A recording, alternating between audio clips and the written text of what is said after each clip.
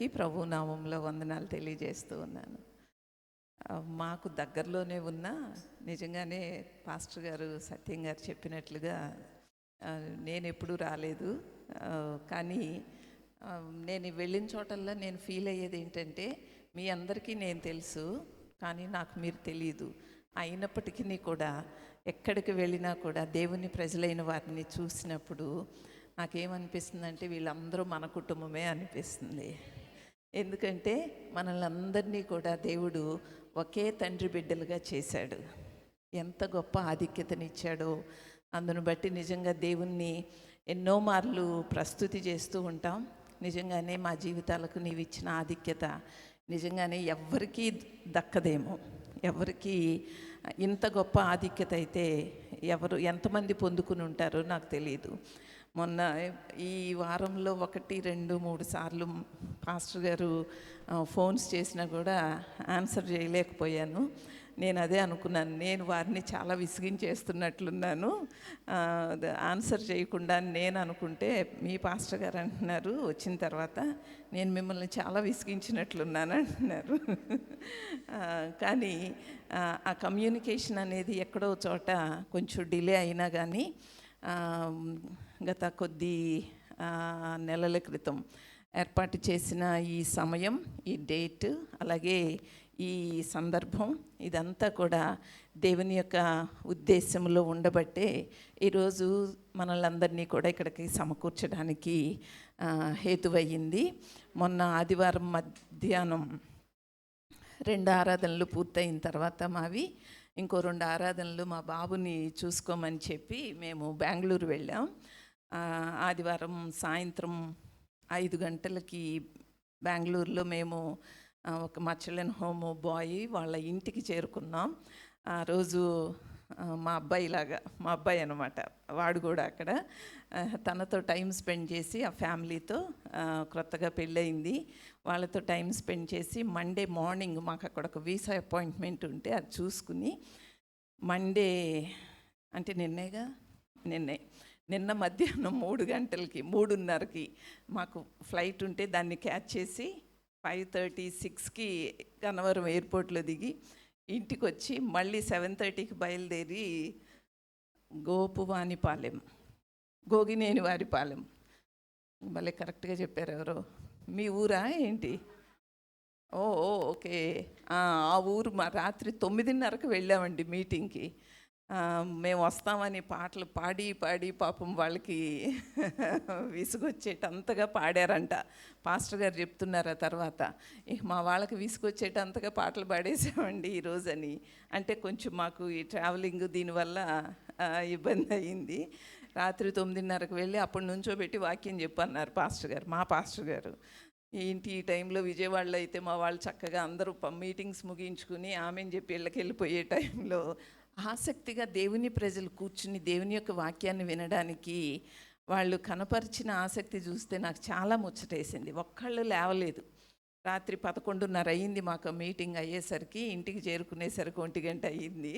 మరలా మార్నింగ్ మందడంలో మాకు early morning prayer ఉంటుంది నెలకి ఒకరోజు మా సబర్బన్ చర్చెస్లో. అక్కడ ప్రేయర్ ఉంటే ఆ ప్రేయర్కి నేను అటెండ్ అవ్వలేదు, కానీ మిగిలిన వాళ్ళందరూ కూడా మా స్టాఫ్ అందరూ కూడా అటెండ్ అయ్యి అక్కడ ప్రేయర్లో గడిపి, అంటే దేవుని ప్రజలైన వారితో మనం గడిపే సమయాలు, అది ఏ ఊరు వెళ్ళినా, ఏ దేశం వెళ్ళినా, ఏ మారుమూల ప్రాంతానికి వెళ్ళినా, లేదు మనకు అనుకూలంగా సౌకర్యంగా ఉండే ఇటువంటి మందిరాల్లో చేరి వచ్చిన దేవుని ప్రజలం ఎక్కడైతే ఉంటామో అక్కడ మన యొక్క సంభాషణ, మన మాటల యొక్క ఉద్దేశము, సారాంశము, భావము, అర్థము ఏదైనప్పటికీ కూడా అది ఎలా ఉంటుందంటే రుచికరంగా ఉంటుంది, మధురంగా ఉంటుంది.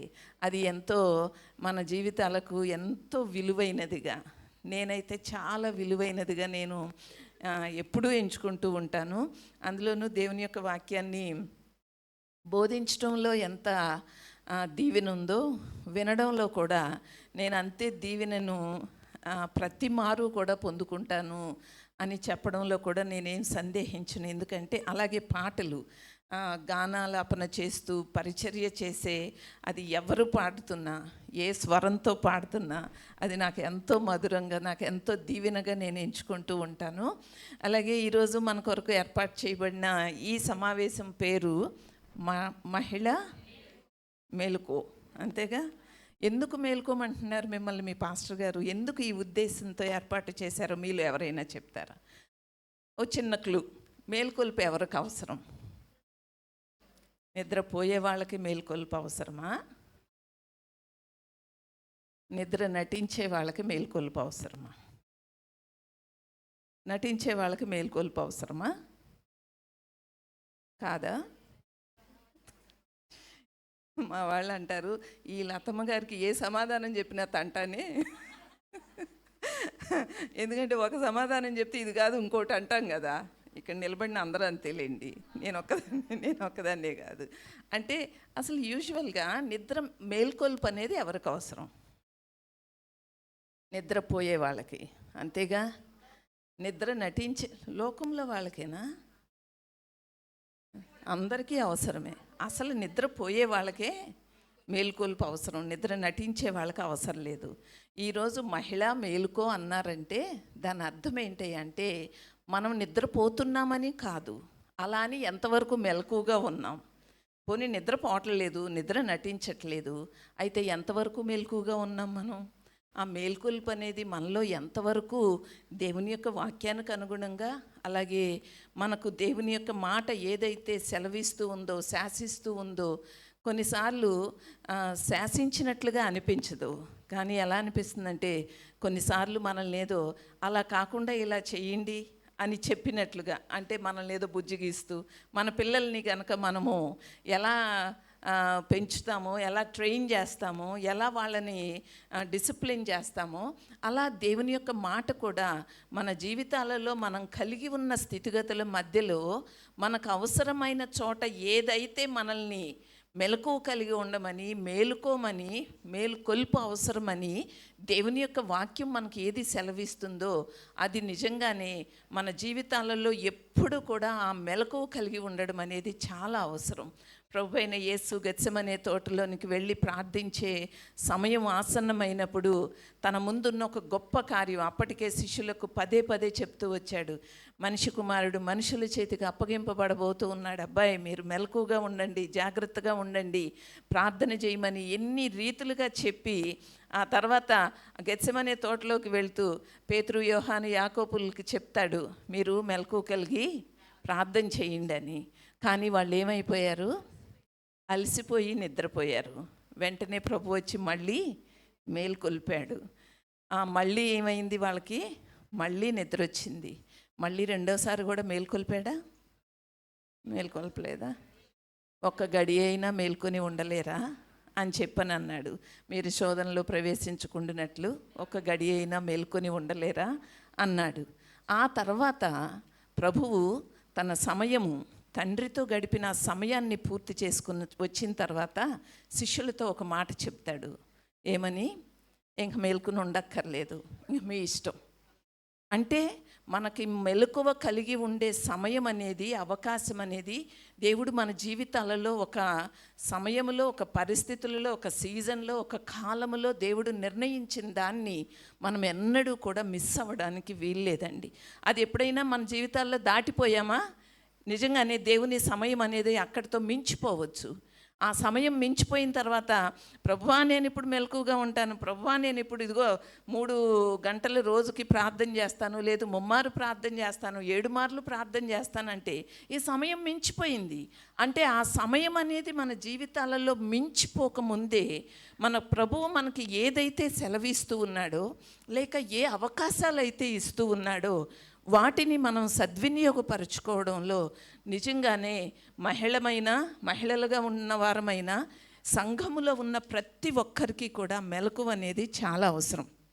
సామెతలు 31వ అధ్యాయము 10వ వచనం నుంచి చివరి వచనం వరకు మనం చదువుకుంటే దాంట్లో దేవుని యందు భయభక్తులు కలిగిన ఒక స్త్రీ ఎలా ఉండాలో అందులో అన్ని సంగతులు మనకి తెలియచేయబడి, అవన్నీ మీరు ఇంటికి వెళ్ళిన తర్వాత చదువుకున్నా పర్వాలేదు, లేదు నెక్స్ట్ మీ స్త్రీల కూటంలో చదువుకున్నా పర్వాలేదు. కానీ దానిలో ఎన్ని సంగతుల విషయంలో ఒక స్త్రీ యొక్క బాధ్యత కానీ, లేదు ఒక స్త్రీ యొక్క స్థానము కానీ ఎలా ఉండాలో దాని అంతటినీ కూడా కొన్ని వచనాల్లో చెప్పబడుతూ ఉంటే అవన్నీ చదువుతూ మనం ఏమనుకుంటాం. నేను మా వాళ్ళకి ఒక సంవత్సరం అసైన్మెంట్ ఇచ్చాను. ఏంటంటే ఆ అధ్యాయంలో ఆ వచనాల్లో ఉన్న ఏ ఏ పనులు, ఏ ఏ బాధ్యతలు ఉన్నాయో అందులో మీరు ఎన్నున్నారో టిక్కులు పెట్టుకోండి, చివరికి వచ్చిన తర్వాత ఎన్ని మార్కులు వచ్చినాయో చెప్పండి అన్నాను. అఫ్కోర్స్ కొంతమంది అన్ని మార్కులు సంపాదించుకున్న వాళ్ళు ఉంటారు. అలా అని ఏదో తక్కువ వాళ్ళం కాదు సుమా. ఇక్కడ కూర్చున్న మీరు కానీ, దేవుని ప్రజలుగా ఎంచుకోబడిన వారు కానీ ఎవ్వరూ కూడా తక్కువ వారు కాదు, విలువ లేని వారు కాదు, బాధ్యత తెలియని వారం కాదు, పనితనం లేని వారం కాదు. కానీ మన యొక్క స్థితిగతుల మధ్యలో ఈ భక్తి విధానంలో మనం కలిగి ఉండవలసిన క్వాలిటీస్ అనేవి, మనం కలిగి ఉండవలసిన లక్షణాలు అనేవి ఎలా మనం కలిగి ఉంటూ వాటిని కాపాడుకుంటూ ఈ దేవునికి మహిమ తీసుకొస్తున్నాం అనేదే ఈ రోజుల్లో సంఘాలలో ఉన్న దైవ సేవకులమైనా లేక విశ్వాసులమైనా ఎవరమైనప్పటికీ కూడా ప్రశ్నించుకోవాల్సిన పెద్ద ప్రశ్న ఏంటయ్యా అంటే, మనము ఎలా జీవిస్తూ ఉన్నాం. చుట్టూ ఉన్న లోకాన్ని చూచి ఇంకేముంది, అసలు వాళ్ళు అంత బాగున్నారు, ఎంత బాగున్నారు, వాళ్ళు అలా చేస్తున్నారు, ఇలా చేస్తున్నారు, మనల్ని టెంప్ట్ చేసేవి, అలాగే మనల్ని అట్రాక్ట్ చేసేవి, అలాగే మనల్ని ఎంతో కొంత అటువైపు మన మనస్సుని, మన యొక్క సమయాలను ప్రక్కకి డైవర్ట్ చేసేవి ఎన్నో రావచ్చు. కానీ ఈరోజు మీ ముందు దేవుని యందు భయభక్తులు కలిగిన స్త్రీ ఎలా ఉండాలి అనే సంగతులు మనము సామెతలు 31:10 నుంచి చూస్తే, సువార్త ప్రకటించవలసిన స్త్రీ కలిగి ఉండవలసిన లక్షణాలు ఏమై ఉన్నాయి. మనము స్త్రీలముగా ఉన్న ప్రతి ఒక్కరము కూడా సువార్త ప్రకటనలో మన యొక్క పాత్ర, మన యొక్క బాధ్యత ఏమై ఉన్నదో ఆ సంగతులు ఈరోజు కొద్దిసేపు మనందరము కలిసి ధ్యానిస్తే బాగుంటుందని నిజంగానే పరిశుద్ధాత్మ చేత ప్రేరేపించబడిన దానినై ఈరోజు మీ ముందుకు ఒక లేఖన భాగంతో వచ్చాను. మీరందరూ కూడా మీ బైబిల్స్ని యోహాను సువార్త 4వ అధ్యాయాన్ని మీరు తీసి ఉంచుకున్నట్లయితే, స్త్రీలమైన మనకి అన్ని విషయాల్లో ఎటువంటి మెలకువ కలిగి ఉన్నామో, ఇప్పటి వరకు మీరందరూ చక్కగా చెప్పినట్లుగా ఎక్కడా కూడా నిద్ర నటించే స్త్రీలముగా కాకుండా, ఒకవేళ నిద్ర పోతున్నప్పటికీ కూడా మెలకువలేని స్త్రీలముగా ఎక్కడ ఉండకుండా, ఎలా అయితే మన యొక్క జీవితంలో, మన యొక్క కుటుంబాలలో కలిగి ఉన్న బాధ్యతలలో మీ బాధ్యతలను, మీ రోల్స్ని మీరు ఎలా కాపాడుకుంటూ మీ బాధ్యతలను నిర్వర్తిస్తూ కొనసాగుతూ ఉన్నారో, అలాగే ఈ దేవుని సంఘములో, ఈ దైవిక కుటుంబములో, వసుదైక సంఘములో దేవుని ప్రజలముగా, స్త్రీలుగా మీరు సువార్త ప్రకటనలో ఎలాంటి మెలకువ కలిగి ఉన్నారు, ఎలాంటి సువార్త పత్రికలుగా మీరు పని చేయగలుగుతూ ఉన్నారు అనే సంగతులను ఈరోజు మనం ధ్యానించుకుందాం. యోహాను సువార్త 4వ అధ్యాయం అనగానే మీ అందరికీ ఇది మాకు బాగా తెలిసిన వాక్యం, మా పాస్టర్ గారు చాలాసార్లు చెప్పారు. అనుకున్నారా లేదా? అయ్యో, అనుకోవాలి మనం. ఎందుకంటే ఈ లేఖనాలు నిజంగానే మనకు అంత అందుబాటులో ఉండి, నిజంగానే 1కి 4 సార్లు, 1కి 10 సార్లు మనం ధ్యానించవలసిన లేఖనాలు. అలాగే నేను మా స్త్రీలకి చెప్పే కొన్ని సంగతులు అప్పుడప్పుడు మీకు ప్రస్తావిస్తూ ఉంటాను. వాటిల్లో ఏంటంటే, నిజంగానే యోహాను సువార్త 4వ అధ్యాయం అనగానే మాకంతా తెలుసు సమరయ స్త్రీ గురించి అని అనుకుని మీరు ఆ లేఖనాలని ప్రక్కన పెట్టకూడదు. దానిలో ఉన్న వచనాలని మనం చదువుతూ ఉంటే, ఒక్కొక్క వచనంలో ఈరోజు మనం చదివితే ఎలా మనకు ఒకటి అర్థమవుతుందో, మళ్ళీ అదే వచనాన్ని రేపు చదవండి, ఇంకో కోణంలో దేవుని యొక్క వాక్యం మనతో మాట్లాడుతుంది. అంటే మన యొక్క జీవితాలకు అవసరమైన ప్రతి విభాగము కూడా ఈ పరిశుద్ధ గ్రంథమైన బైబిల్లో పరిశుద్ధాత్ముడు లిఖింప చేసి ఉంచాడు. దీనికంటే మించిన ప్రామాణిక గ్రంథము కానీ, లేదు మనల్ని బెటర్ చేసే మరొక గ్రంథము కానీ ఇంక ఈ లోకంలో మనకు అక్కర్లేదు, మనకు లేదు కూడా. ఈ పరిశుద్ధ గ్రంథమైన బైబిల్లో ఉన్న లేఖనాల వెలుగులో ఒక జీవితము, లేక ఒక కుటుంబము, లేక ఒక సంఘము, లేక ఒక వ్యవస్థ అయినప్పటికీ కూడా ఈ పరిశుద్ధ గ్రంథమైన బైబిల్ లేఖనాలకు అనుగుణంగా కొనసాగించబడినట్లయితే, ఆ ఆర్డర్ని కనుక ఫాలో అయినట్లయితే ఎక్కడ కూడా ఇంకా ఏ అవసరత లేకుండా దేవుని యొక్క తన యొక్క సన్నిధి, తన యొక్క శక్తి మన జీవితాల ద్వారా ప్రస్ఫుటంగా ఈ లోకానికి చూపించడానికి పరిశుద్ధ గ్రంథమైన బైబిల్ మనకు ఒక ప్రామాణికం. దానిని ఎన్నడూ కూడా మనం అలక్ష్యం చేయకుండా ఈ లేఖనాల వెలుగులో ఈరోజు మనము కొద్ది సంగతులను ధ్యానించుకుందాం. మనందరము కూడా యోహాను సువార్త 4వ అధ్యాయం 1 నుంచి 26 వచనాల వరకు మనం ఏమి చదవనక్కర్లేదు. ఎందుకంటే ఆల్రెడీ దాంట్లో ఉన్న సంగతులు మనము అప్పుడప్పుడు వింటూ ఉన్నాం. అలాగే మనకి ఆ 27 నుంచి చదివే వచనాల్లో నుంచి ఈజీగా మనకు ఆ ముందున్న వచనాల్లో ఏముందో కూడా అర్థమైపోతుంది. దానిలోనికి వెళ్ళడానికి ముందు 4వ అధ్యాయము 8వ వచనంలో ఉంటుంది, ఆయన శిష్యులు ఆహారము కొనుటకు ఊరిలోనికి వెళ్ళిరి అని. ఇక్కడ మనకి స్పష్టంగా కనపడే ఒక జాతి సమరయులు. యేసు ఎక్కడి నుంచి బయలుదేరి యోదయ దేశం విడిచి గలిలయ దేశానికి వెళ్ళాడు. అక్కడ యేసే బాప్తిస్మం ఇవ్వలేదు కానీ శిష్యులు ఇచ్చారు. ఆయన సమరయ మార్గమున వెళ్ళవలసి వచ్చెను గనుక అని 5వ వచనంలో మనకు కనపడుతుంది. సమరయ గుండా వెళ్ళవలసి వచ్చెను అనే మాట ఇక్కడ ప్రస్తావించటంలో నిజంగానే దేవుని సమయం అనేది, తండ్రి చిత్తం అనేది కుమారుడైన యేసుక్రీస్తు ద్వారా నెరవేర్చబడడం, ప్రతి సమయము కూడా తండ్రి అధీనంలో ఉంచి నిజంగానే సమరయ గుండా వెళ్ళడానికి ఎవరూ ఇష్టపడని ఆ దినాల్లో యేసు సమరయ గుండా వెళ్ళవలసి రావడం అనేది నిజంగానే తండ్రి చిత్తముగా ఎంచి దానిని అంగీకరించి యాకోబు తన కుమారుడైన యోసేపుకు ఇచ్చిన భూమి దగ్గరనున్న సమరయలోని సుఖార్ అనే ఒక ఊరికి వచ్చాడు ప్రభు. అక్కడికి వచ్చిన ఒక స్త్రీతో మాట్లాడుతూ ఉంటే శిష్యులు ఏం చేశారంటే 8వ వచనంలో ఊరిలోనికి వెళ్ళారు. ఎందుకంటే వాళ్ళకి ఆహారాన్ని సమకూర్చుకోవడానికి. సమరయులు అనబడే వాళ్ళు 2 జాతుల మిశ్రమం. యూదులు అన్యజనుల మిశ్రమంతో వచ్చిన జాతే సమరయ జాతి. యూదులు బహుగా ద్వేషించే జాతి సమరయులు. అస్సలు అంగీకరించేవారు కాదు వాళ్ళతో మాట్లాడడం. కానీ సమరయులు అంటే ఆనాడు ఎలా ఉండేవారంటే బహిష్కరించబడిన వారుగా, అలాగే ఎవరు కూడా ఇష్టపడని జాతిగా సమరయులు ఆ రోజుల్లో ముద్రించబడ్డారు. ఆ రీతిగా ప్రత్యేకించబడ్డారు అంతే. వాళ్ళు ఉన్నారంటే ఆ ఊరిని ఎవరు పట్టించుకునేవారు కాదు. ఆ జాతి అంటేనే అందరికీ కూడా అదొక రకమైన విరోధ భావంతో ఉండేవారు.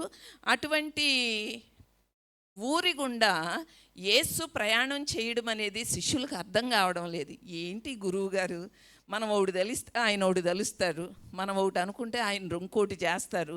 కానీ అలా అని యేసు చేసే ప్రతి పనిని కూడా ఈ శిష్యులైన వాళ్ళు, ఆయన వెంటబడి వెళ్ళే వాళ్ళు ప్రశ్నించడం కానీ తిరిగి అడగడం కానీ ఎన్నడూ కూడా జరగలేదు, చేయలేదు. ఒకవేళ ఏదైనా 1-6 ప్రశ్నలు ఉంటే పేతురే కొంచెం తొందరపడి అడిగి 4 సొడ్లు వేయించుకుని మిగిలిన వాళ్ళందరికీ కూడా సమాధానం దొరికేటట్లుగా చేసేవాడు. కొంతమంది నిజంగానే కొన్ని సందర్భాలలో పేతురు లాంటి వాళ్ళు కూడా సంఘాల్లో ఉండాలేమో కదా.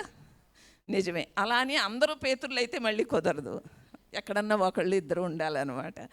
అలాగే మనం నిజంగానే శిష్యులకు వచ్చిన ప్రశ్న ఎంత పెద్దదైనప్పటికీ కూడా వాళ్ళ యొక్క ఉద్దేశం వల్ల అక్కడ ఏంటంటే ఆయన ఎవరితోనో మాట్లాడుతున్నాడు, మనం ఊళ్ళోకి వెళ్ళి కొంత ఆహారాన్ని సమకూర్చి తీసుకొచ్చుకుందాం. ఆ ఉద్దేశంతోనే ఊళ్ళోకి వెళ్ళారు. 27వ వచనంలోకి వచ్చేసరికి ఇదిగో ఆయన శిష్యులు వచ్చి ఆయన స్త్రీతో మాట్లాడుట చూచి ఆశ్చర్యపడరి కానీ నీకేమి కావాలనని అయినను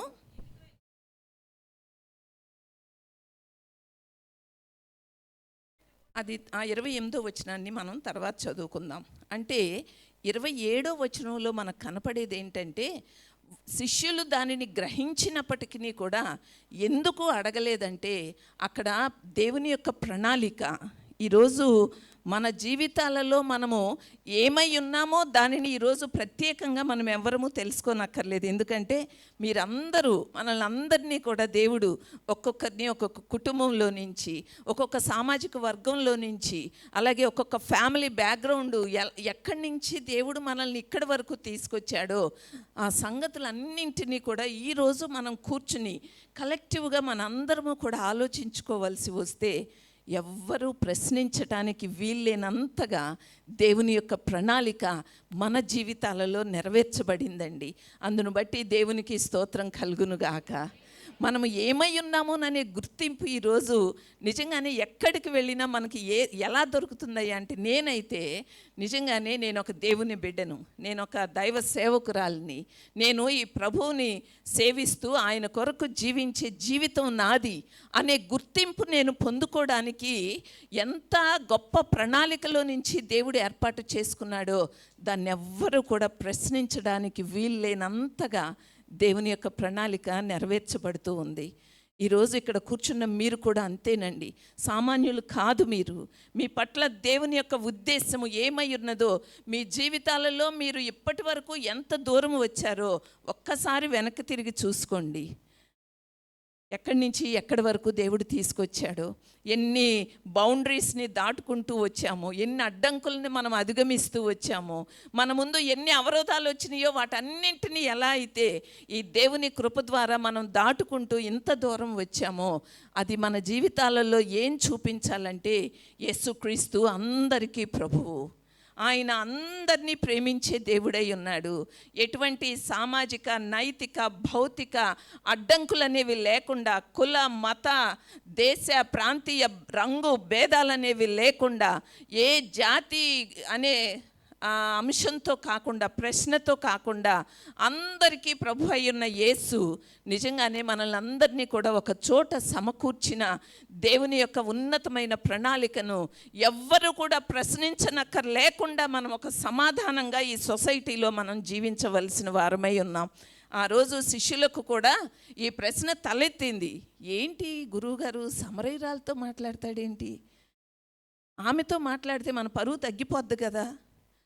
అరే, ఈ దారి గుండా వెళ్ళవలసి వచ్చింది, అక్కడేదో దాహం తీర్చుకుని కామ్గా ఆహారాన్ని సమకూర్చుకుని ఇక్కడి నుంచి ముందుకు వెళ్ళిపోవాలి, కానీ ఆ ఊళ్ళో నుంచి నీళ్లు చేదుకోవడానికి వచ్చిన ఒక స్త్రీతో మాట్లాడడం ఏంటి ఈ గురువు గారు? వాళ్ళు అడగనక్కర్లేకుండానే, వాళ్ళు ప్రశ్నించనక్కర్లేకుండానే ప్రభు యొక్క సమాధానం ఏమై ఉన్నదో వాళ్ళందరూ కూడా ఎరిగి, ఓకే, ఈయన యూదులకు మాత్రమే మెస్సయ్య కాదు, ఈయన అన్ని జాతుల వారికి, అన్ని రకాల ప్రజలకు, ఆఖరికి సమరయులకు కూడా, ద్వేషించబడే, బహిష్కరించబడే, తక్కువగా ఎంచబడే, థర్డ్ క్లాస్ పీపుల్గా ఎంచబడే ఏ ప్రజలకైనప్పటికీ కూడా ఈ యేసే రక్షకుడు, యేసే దేవుడు, ఆయనే నిజంగానే ఈ పాపముల నుంచి విడిపించేవాడు అనే సంగతిని వారు గుర్తించేటట్లుగా ప్రభు ఏం చేస్తున్నాడంటే ఆ స్త్రీతో మాట్లాడుతూనే ఉన్నాడు, ఆ స్త్రీతో సంభాషిస్తూనే ఉన్నాడు. ఆ స్త్రీతో జరిగిన సంభాషణ అంతా కూడా మీరందరూ తర్వాత చదువుకోండి. 28వ వచనంలోకి వెళ్ళే ముందు నిజంగానే ఈరోజు మీరు కలిగి ఉన్న ఈ భక్తికి ఏది మీకు అడ్డుగా ఉందో, ఏ వ్యవస్థ మిమ్మల్ని ఇంకా అడ్డుకుని మిమ్మల్ని పరిమితులుగా చేస్తూ ఉందో, వాటిని జయించే శక్తి మీరు ఎప్పుడైతే కలిగి ఉంటారో, వాటిని ఎప్పుడైతే దాటగలుగుతారో, ఎప్పుడైతే వాటిల్లో నుంచి మీరు గొప్ప విజయాన్ని పొందుకుంటారో, అక్కడ ఈ దేవుని యొక్క రాజ్య వ్యాప్తి కొరకు సువార్త ప్రకటనలో మనం కలిగి ఉండవలసిన మొదటి లక్షణం ఏంటయ్యా అంటే, ఏ ప్రాంతానికైనా, ఏ ప్రజల మధ్యలోనికైనా, ఏ జాతీయుల మధ్యలోనికైనా, ఏ రంగు ప్రజల మధ్యలోనికైనా ఈ సువార్తను తీసుకుని వెళ్ళే సువార్త పత్రికలుగా మనం ఆ క్వాలిటీని కలిగి ఉండడం చాలా అవసరం. మా చిన్న తాతగారు ఒక ఆయన ఉండేవారు, మహా క్రైస్తవ ద్వేషి, అస్సలు ఇష్టం ఉండదు. కానీ మా నాన్నగారు అంటే మాత్రం మహా ఇష్టం. చనిపోయే వరకు కూడా నాన్నగారిని మోజెస్ చౌదరి అని పిలిచేవారు కాదు, వినాయకుడు అని పిలిచేవారు. ఎందుకంటే నాన్నగారి పేరు పాత పేరు అది అనమాట, ఆ పేరుతోనే పిలిచేవారు. ఒక్కొక్క సందర్భంలో మా ఇంటికి వస్తే ఒక్క మారు కూడా మా ఇంట్లో మంచినీళ్ళు తాగేవారు కాదు. ఆతిథ్యం ఎలాగూ తీసుకునేవారు కాదు, మంచినీళ్ళు కూడా తాగేవారు కాదు. ఎందుకంటే మీ ఇంటికి రకరకాల మనుషులు వస్తారు అనేవారు. ఒకసారి మా ఇంటికి వచ్చి వారు మాట్లాడి వెళ్ళిపోయేటప్పుడు నేనే మంచినీళ్ళు ఇవ్వబోతే నాకు వద్దు అని మాట్లాడి వెళ్ళిపోయారు. ఆ రోజు నాలో పుట్టుకొచ్చిందండి పౌరుషం. ఈ తాతగారు ఏదో ఒక రోజు మా ఇంట్లోకి వచ్చి మా డైనింగ్ టేబుల్ మీద భోంచేయాలి, ఆ రోజు రావాలని చెప్పి నిజం నాకు చాలా పట్టుదల, చాలా పౌరుషం వచ్చింది.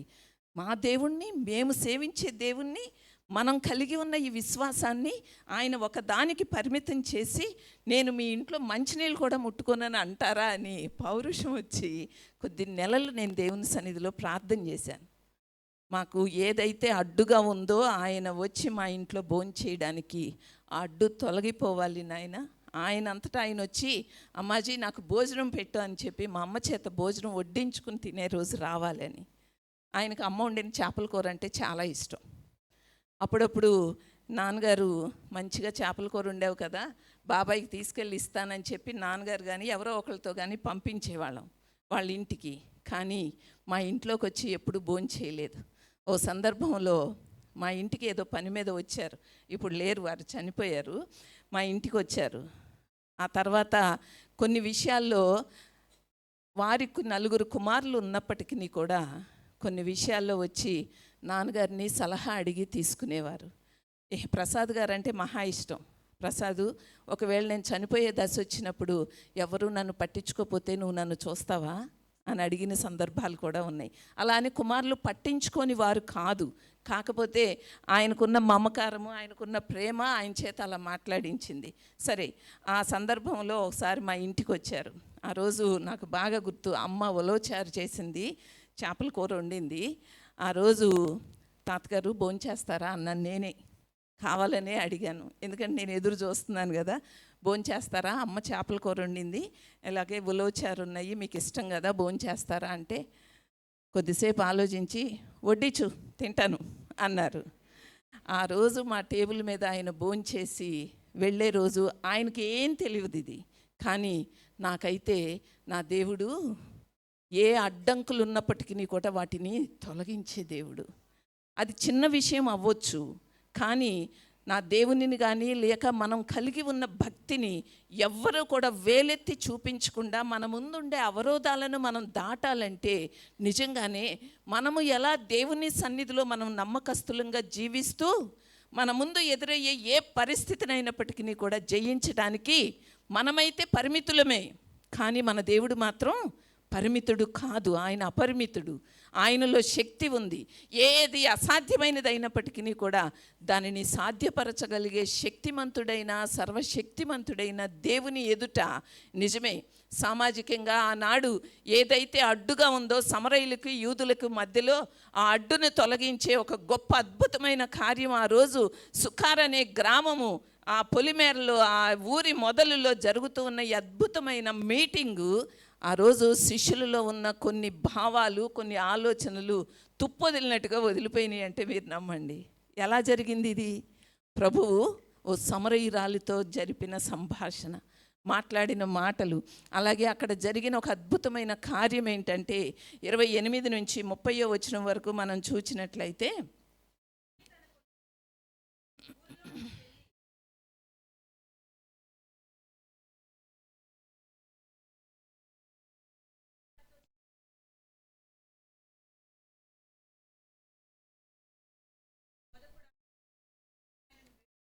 ముప్పై 31వ వచనం తర్వాత చదువుదాం, 28 నుంచి 30 వరకు. ఆ 3 వచనాల్లో కూడా ఎంత గొప్ప సందేశం ఉందో కదా.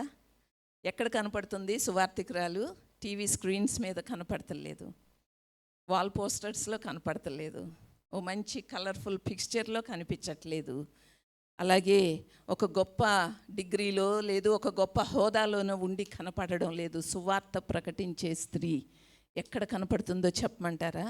ఒక ఊరి లోపలికి వెళ్ళి తన నోటి మాట ద్వారా, ఒక గొప్ప సువార్తికురాలి నోటి వెంట వచ్చే సాక్ష్యము ద్వారా సమరయ స్త్రీ ఒక గొప్ప సువార్తికురాలుగా కనపడుతూ ఉంది. దేవునికి స్తోత్రం కలుగునుగాక. ఏమని చెప్పిందండి? ఊరిలోనికి వెళ్ళి, నేను చేసినవన్నీ నాతో చెప్పిన వానిని వచ్చి చూడండి, నేను చేసినవన్నీ నాతో చెప్పిన వాన్ని. ఏమండి ఏమన్నా గొప్ప కార్యాలు చేసిందా? దాన ధర్మాలు చేసిందా? పేదలకు అన్నదానం చేసిందా?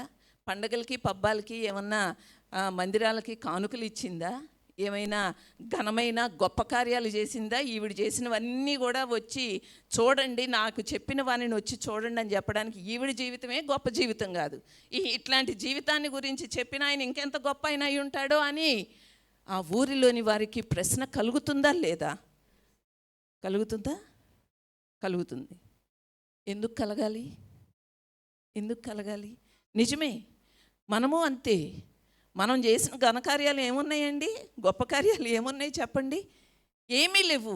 కానీ మనలో ఉన్న పాపాన్ని, మనలో ఉన్న దోషాన్ని ఏ నరుడు కూడా తొలగించలేని, శుద్ధి చేయలేని, జీవితానికి విలువను ప్రసాదించలేని స్థితిలో ఉన్న మన జీవితాలను మనం ఏమై ఉన్నామో తెలియచేసి, నీవు జన్మతః కర్మతః పాపివి, నీలో ఉన్న పాపం పోవాలి, వెళ్ళి నీ పెనిమిటిని పిలుచుకురా అని అంటే, ఒకళ్ళు కాదు, ఇద్దరు కాదు, 5 పెనిమిట్లు ఉన్నారు నీకు అని ఆ స్త్రీ నోటి వెంట తాను చేసే ప్రతిదీ కూడా, తాను చేసిన ప్రతి దానిని కూడా గుర్తించేటట్లుగా చెప్పిన ప్రభు అయిన యేసుక్రీస్తును చూడడానికి నిజంగానే ఊరు కాదండి, ఈ లోకమంతా కూడా కదిలి రావాల్సిందే. ఎందుకంటే ఏ మనుష్యుడు కూడా ఓ మనిషి జీవితంలో ఉన్న పాపభూయిష్టమైన స్థితిని వేలెత్తి చూపించలేడు, అది గుర్తించేటట్లుగా చేయలేడు, దాని నుంచి విడిపించే శక్తి కూడా ఏ మనిషికి లేదు. మరి ఎవరికి ఉందండి అంటే ఒక్క దేవునికే ఉంది. ఆ దేవుడు కూడా మన ప్రభు అయిన యేసుక్రీస్తుకు మాత్రమే ఉంది. ఆ శక్తి ఉంది కాబట్టే ఏ మాట అయితే సెలవిచ్చాడో ఆ స్త్రీతో, దానిని బట్టి తనలో ఉన్న కరడుగట్టుకుపోయిన పాపపు నైజాన్ని చూసుకోవడం మాత్రమే కాకుండా గుర్తించడం మాత్రమే కాకుండా దానిని విడిచిపెట్టిందండి. అక్కడికి ఒక కుండతో వెళ్ళింది, ఒక నీళ్లు కావాలని వెళ్ళింది. తనకున్న అవసరత ఆ రోజు అదే. కానీ దానంతటిని ఆ ప్రయారిటీగా ఎంచుకున్న తన అవసరత అంతటినీ కూడా అక్కడ విడిచిపెట్టేసి ఏమనుకుందంటే, నాకు ఇది కాదు ప్రాముఖ్యం, నేను ఈరోజు మిట్ట మధ్యాహ్నం వేళ నేను కుండతో నీళ్లు సంపాదించుకుని ఊరిలోనికి వెళ్ళడం కాదు నాకు ప్రాముఖ్యమైన పని. ఈ దేవుని గురించి, నాలో ఉన్నవన్నీ, నేను చేసినవన్నీ, నాతో చెప్పిన వాని గురించి ఊరిలోనికి వెళ్ళి నా ప్రజలందరికీ కూడా చెప్పడం ప్రాముఖ్యమని ఎంచుకుంది. ఏం చెప్తున్నాం మన నోటితో? మనము ఎన్ని ఫంక్షన్సోనండి బిజీ అయిపోయామండి ఈ మధ్య. ఇదంతా ముహూర్తాల సీజన్ అంటండి. మా చుట్టాల్లో ఎన్ని పెళ్ళిళ్ళు ఉన్నాయోనండి. నిజమే, ఎన్నో పెళ్ళిళ్ళకి, పేరెంటాళ్ళకి, శుభకార్యాలకి, పోనీ శుభకార్యాలు కాకపోతే మనం కలుసుకునే సందర్భాలు, ఎంతమంది ప్రజల మధ్యలోనికి మీరు వ్యక్తిగతంగా ఎవరు వెళ్ళలేని చోటకి మీ కుటుంబాల్లోనికి మీరు వెళ్తూ ఉన్నారు. వెళ్ళినప్పుడు ఏం చెప్తూ ఉంది మన నోరు? దేని గురించి సాక్ష్యం ఇస్తూ ఉంది? ఎంతసేపు దేవుడు ఆశీర్వదించాడంటే అది చెప్పడం మనందరికీ పండగే, సందడే, తేలికే. కానీ నేను చేసినవన్నీ, నాతో చెప్పిన వానిని మీరు ఎప్పుడూ చూడలేదు, మీకు తెలియదు. తెలుసా? నేను చేసినవన్నీ నాతో చెప్పాడు యేసు. దానిని మీరు చూడాలనుకుంటే రండి నాతో పాటు అని సమరయ స్త్రీ ఏ సాక్షిగా అయితే నిలబడడానికి, ఏ సాక్ష్యం అయితే తన గ్రామంలో చెప్పడానికి వెనకంజ వేయకుండా, భయపడకుండా, నిర్భయంగా, ధైర్యంగా తనలో ఉన్న ప్రతి స్థితిని కూడా ఆ ఊరంతటికి తెలిసినా తెలియకపోయినా వచ్చిన మార్పును మాత్రం ఊరంతటికీ కూడా తెలిసేటట్లుగా తన యొక్క సాక్ష్యాన్ని పంచుకుంది. సువార్త అంటే కేవలము యేసుక్రీస్తు గొప్ప దేవుడు, మంచి దేవుడు, మేలు చేసే దేవుడు, మీరు అడిగినవన్నీ ఇస్తాడు, ఆశీర్వదిస్తాడు, ఇవన్నీ నిజమే. కానీ వాటికంటే కూడా మించిన సువార్త దేవుడు మన నోట ఉంచాడు, మన జీవితాలలో నింపి ఉంచాడండి, మన కుటుంబాలలో ఉంచాడండి. మీ కుటుంబాల్లో ఉందండి, గొప్ప గొప్ప సాక్ష్యం ఉంది మీ కుటుంబాలలో. మిమ్మల్ని ఏ స్థితిలో నుంచి విడిపించాడో. మేము గొల్లపూడిలో మేము 3వ ఆరాధన చేస్తాం. ఇక్కడ 2 ఆరాధనలు అయిన తర్వాత 3వ ఆరాధనకి అక్కడికి వెళ్తాం. అక్కడికి కొంచెం ఆ చుట్టుపక్కల గ్రామాల నుంచి కొంతమంది పెద్ద తల్లులు, కుటుంబాలు వస్తూ ఉంటారు. ఆ దగ్గరలో ఉన్న ఒక ఊరి నుంచి ఓ తల్లిగారు చాలా సంవత్సరాల నుంచి విశ్వాసిగా వస్తూ ఉన్నారు.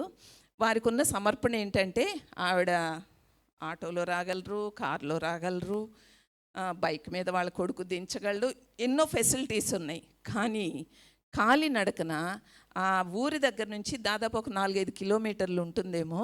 కాలినడకన, అది ఎండాకాలం అవనండి, వర్షాకాలం అవనండి, చలికాలం అవనండి, ఏ కాలంలో అయినా మందిరానికి అలా రావాలని ఆవిడ సమర్పించుకున్నారు.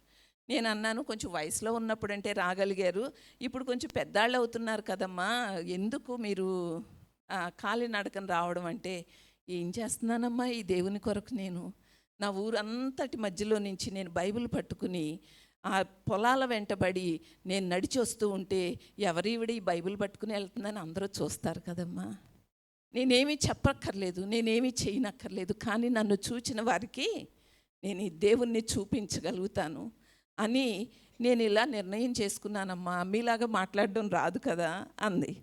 ఆ తల్లి సమర్పణ చూసి నేనైతే ఎంత ముగ్ధురాలనైపోతూ ఉంటానోనండి. ఇప్పటికీ కూడా కొన్ని సంవత్సరాల నుంచి భక్తి చేస్తున్న తన భక్తిలో ఒక్క మారు కూడా పాతదనం కనిపించదు. ఎప్పటికప్పుడు తను ఎంత పుంజుకుంటుందో ఆ శక్తిని, ఎంత బలపడుతుందో చెప్పలేను. మాటలు వింటే నిజంగానే ఈ సువార్థికురాలుగా పనిచేసిన సమరయ స్త్రీని నాకు గుర్తుకొస్తుంది. ధారాళంగా మాట్లాడగలదు, దేవుని గురించి ఎక్కడైనా ధైర్యంగా చెప్పగలదు. వాళ్ళ అబ్బాయి పెళ్లి చేసే టైం వచ్చింది కొద్ది సంవత్సరాల క్రితం. అంతకుముందే వాళ్ళ అమ్మాయి వివాహం చేశారు, అబ్బాయి పెళ్లి చేసే టైం వచ్చింది. ఊళ్ళో అందరూ కూడా అయినాళ్ళు, బంధువులు, వదిన, అక్క, ఆంటీ అంటే తయారవుతారు కదా, వాళ్ళందరూ వచ్చి ఏదైతే చేసుకోగాని ఆ మతం పుచ్చుకున్నానని మాత్రం చెప్పమాకే తల్లి, ఈ సంబంధాలు వెనక్కి వెళ్ళిపోతున్నాయి. మరి అంతే కదా, వచ్చే సంబంధాలు సగంలోనే వెనక్కి వెళ్ళిపోతున్నాయి. అందుకని దయచేసి నువ్వు ఆ విషయం చెప్పకుండా కొంచెం మౌనంగా కూర్చో, ఆ బైబిల్ తీసి లోపల పెట్టు, సంబంధాలు వచ్చినప్పుడు ఆ పాస్టర్ గారు క్యాలెండర్ తీసి లోపల దాచేయి. ఇవి ఊళ్ళో వదినలు, అక్కలు, ఆంటీలు చెప్పే సలహాలు.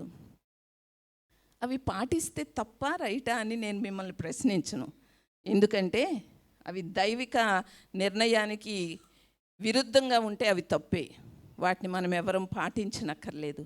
ఈ తల్లిగారు కూడా, అమ్మ మీరు ఎన్ని చెప్పినా కానీ నేనైతే ప్రార్థన చేసుకుంటున్నాను మా అబ్బాయి పెళ్లి గురించి అని చెప్పింది. సరే 2 సంబంధాలు వచ్చినాయి, వెనక్కి వెళ్ళిపోయినాయి. ఈవిడ మతం పుచ్చుకుంది, ఆ మొహాన బొట్టు లేదు, ఇంట్లో చూస్తే బైబిల్ ఉంది, ఇవన్నీ మనకు సరిపోలే అని చెప్పి వెనక్కి వెళ్ళిపోయారు. 3వ సంబంధం వచ్చే టైము అప్పుడు నాకు ఫోన్ చేశారు ఆవిడ. ఫోన్ చేసి, లతమ్మ ఊళ్ళో అందరూ ఇలా చెప్తున్నారు, కానీ నేను మాత్రం నా దేవుణ్ణి నేను ఇంట్లో దాచిపెట్టను. నా మనసులో నుంచి నేను చెప్పకుండా నేను కప్పి పుచ్చుకుని కంట్రోల్ చేసుకుని నేను ఉండలేను. ఏ సంబంధం వాళ్ళైనా రాని, ఏ పెళ్ళిళ్ళ పేరయ్య రాని, మధ్యవర్తి రాని, ఊళ్ళో వాళ్ళు, బంధువులు ఎవరు రాని నాకు అనవసరం.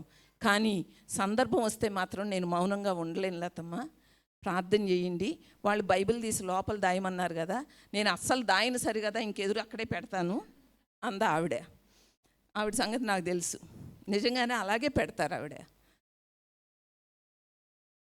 ఆ రోజు రానే వచ్చింది, సంబంధం వాళ్ళు వచ్చారు, చూసుకున్నారు, బైబిలు, క్యాలెండరు, మొహాను బొట్టలేదు, ఇవన్నీ చూసి, ఏమా మతం పుచ్చుకున్నారా అన్నారంట. అవును, నేను ప్రార్థన చేసుకుంటానండి, మా అబ్బాయి ఇంకా ప్రార్థన చేసుకోడు, కాకపోతే నన్ను తీసుకెళ్ళి ఎప్పుడన్నా దించుతూ ఉంటాడు అవసరమైతే, కానీ నేనైతే మాత్రం ప్రతి ఆదివారం మందిరానికి వెళ్తాను. ఇదిగో మా పాస్టర్ గారు పలానా విశ్వప్రసాద్ గారు అన్నీ చెప్పేసింది ఆవిడ.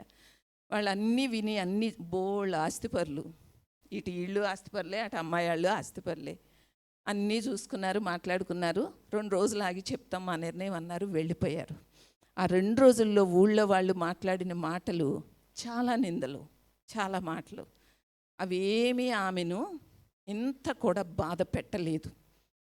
ఆవిడ ధైర్యం ఏంటో తెలుసా, నా దేవుడు నా నోటి మాటను, సాక్ష్యమును దేవుడు ఎలా స్థిరపరిచి ఆ ఊరందరి మధ్యలో వాళ్ళ నోరు మూయించుతాడో ఆ కార్యం చూడడానికి ఆమె చాలా చాలా విధేయతతో, సమర్పణతో, ఉపవాసం ఉండి ప్రార్థన చేసిన ఒక గొప్ప తల్లి ఆమె.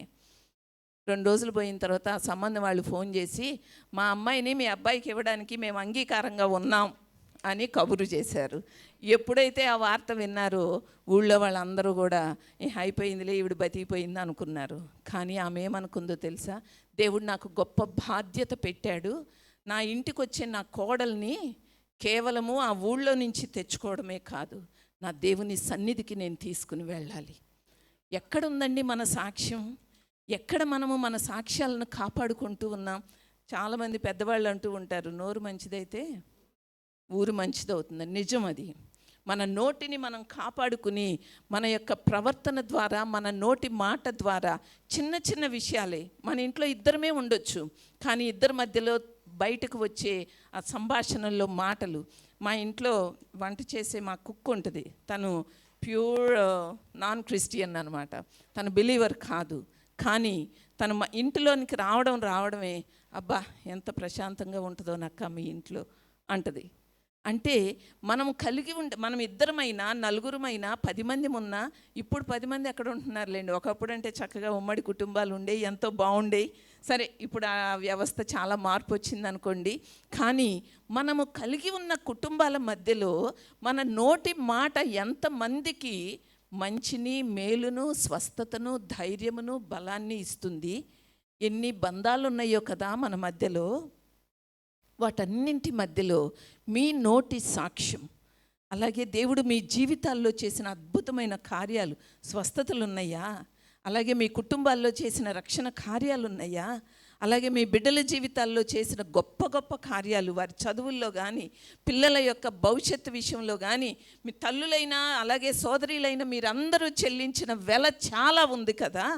ఆ వెలతో మీరు ఎంతో విలువైన వాటిని దేవుని దగ్గర నుంచి పొందుకున్నారు కదా. వాటిని మీ నోటి సాక్ష్యము ద్వారా, ఇదిగో మా దేవుడు, నేను నమ్మిన దేవుడు నా జీవితంలో ఈ కార్యం చేశాడు, నేను నమ్ముకున్న దేవుడు ఎంత గొప్ప దేవుడో తెలుసా.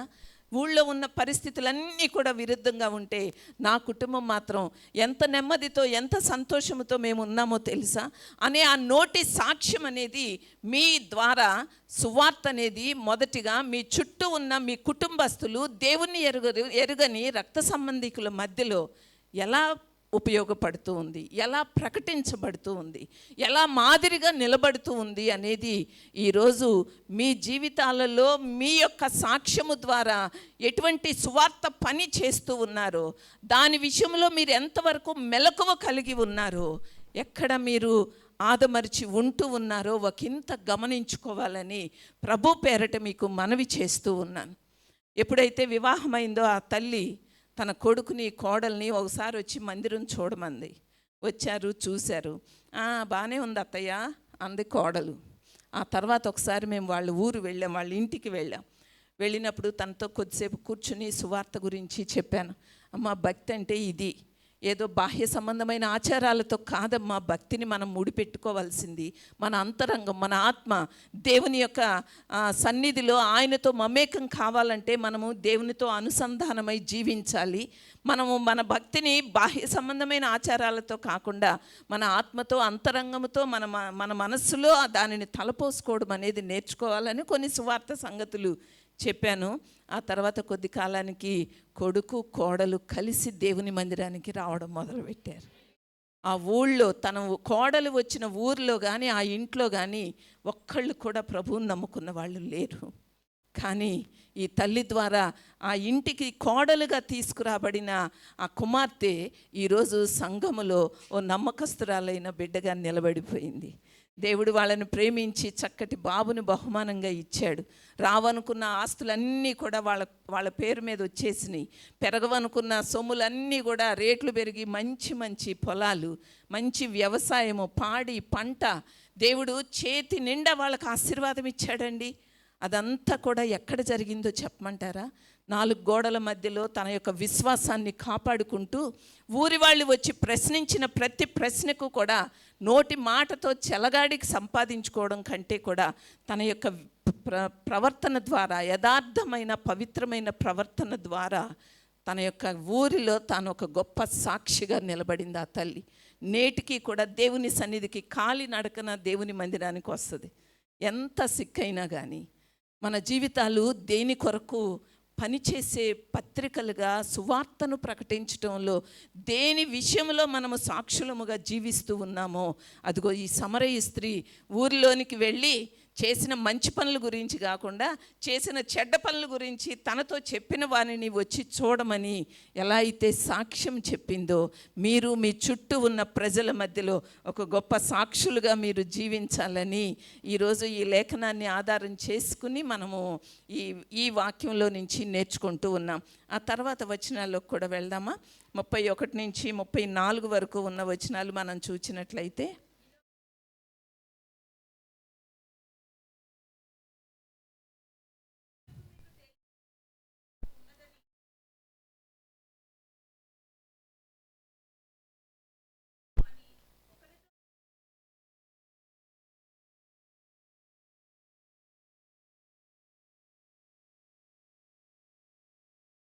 చాలు 31 నుంచి 34 వరకు ఉన్న వచనాలు మనం చూసినట్లయితే, ఇక్కడ చెప్పబడిన మరొక గొప్ప సత్యం ఏంటంటే, యేసు మాట్లాడుతూ వచ్చింది ఆత్మ సంబంధమైన ఆహారాన్ని గురించి. శిష్యులేమో 8వ వచనంలో ఊళ్ళోనికి వెళ్ళారు కదా ఆహారాన్ని సమకూర్చుకోవడానికి. వాళ్ళ పని ఏంటంటే కేవలము ఆ పూటకు అవసరమైన ఆహారాన్ని సమకూర్చుకోవడమే శిష్యులు ఎరిగిన సంగతి.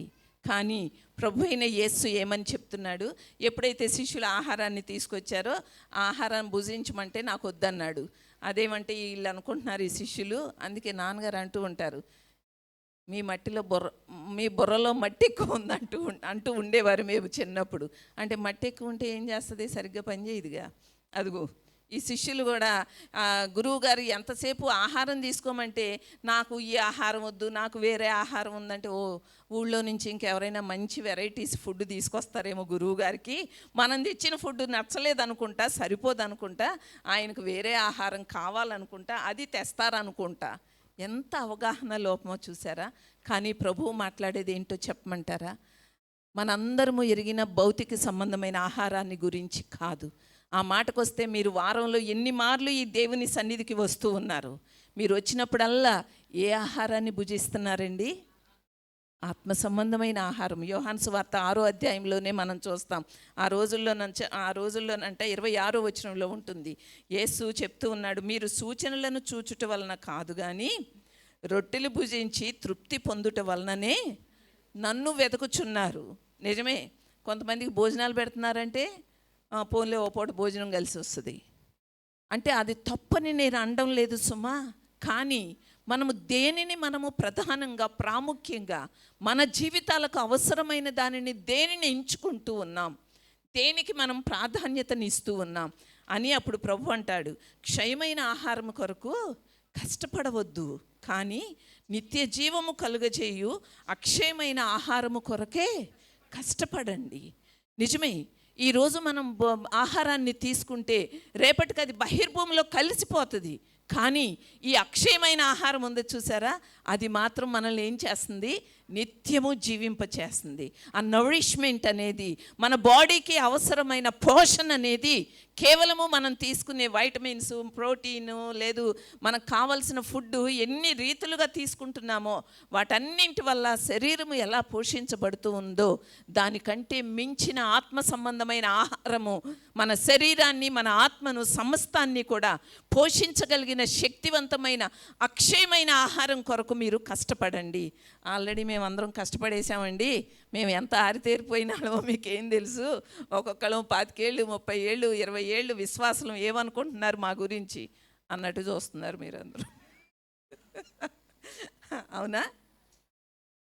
నిజమే, మీరందరి అనుభవాలు చాలా గొప్పవండి.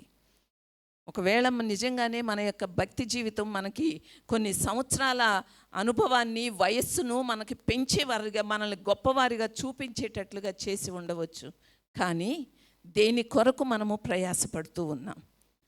కొంతమంది అంటూ ఉంటారు, దేవుని మందిరానికి వస్తేనండి అన్నీ కలిసి వస్తాయండి. నిజమే, అన్నీ కలిసి వచ్చే మాట నిజమే. ఇంకో గొప్ప సత్యం చెప్పనా ఈరోజు మీకు? మనం ఒకరోజు తప్పకుండా దేవుని ఎదుట నిలబడి లెక్క చెప్పవలసిన రోజు వస్తుంది. అవునా కాదా? మనందరికీ తెలుసు బాగా. ఆ లెక్క చెప్పవలసిన రోజు మనకొచ్చినట్లే లెక్క అడిగే రోజు కూడా మన దేవుని ఎదుట మనల్ని నిలబెడుతుంది. ఆ రోజు మీరు ఎన్ని విషయాల కొరకు ప్రార్థన చేసి ఎన్ని ఆశీర్వాదాలు పొందుకున్నారనే లెక్క అసలు అక్కడ అడగడంట మన దేవుడు. మనం చెప్పనక్కర్లేదు కూడా. అంటే అవేవి కూడా లెక్కలోనికి రావు. అయ్యో ఇంత కష్టపడి చాలా దీవించబడ్డాం కదండి మేము, ఇవన్నీ లెక్కలోకి రావండి అంటే రావు. అవేమీ అసలు ఆ ప్రశ్నే ఉండదు అక్కడ.